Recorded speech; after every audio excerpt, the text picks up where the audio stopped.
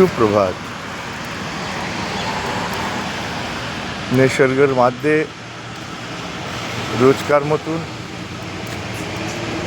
আজকের জন্যেও ইতিবাচক সুবিচার নিয়ে এসেছি।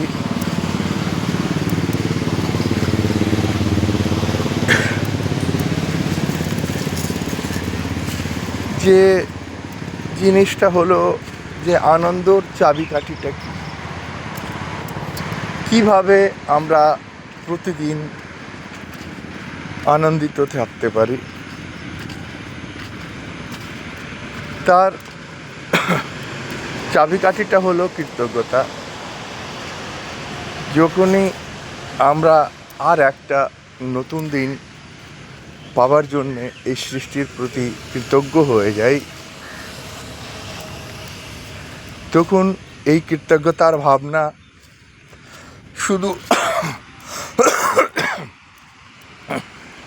আমাদেরকেই আলোকিত করে না, বরং আমাদের চারিপাশে একটা ঊর্জার এই ধরনের বলয় তৈরি করে, যেটা দিয়ে আমাদের চারপাশেই আলোকিত হয়ে যায়। আর আমরা ইতিবাচক ব্যক্তি, বস্তু আর ঘটনাকে নিজের দিকে আকর্ষিত করা শুরু করব।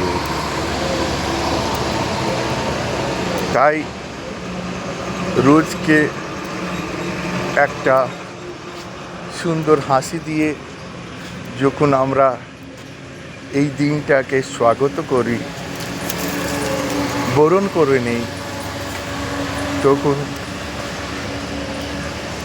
একটা ইতিবাচক ঊর্জার বলয় আমাদের চারদিকে তৈরি হয়ে যায়। আর আমরা ওই সুযোগগুলোকে, যেগুলো হয়তো আমাদের চোখের আড়ালে চলে যেতে পারত, দেখতে পারি, স্বীকার করতে পারি।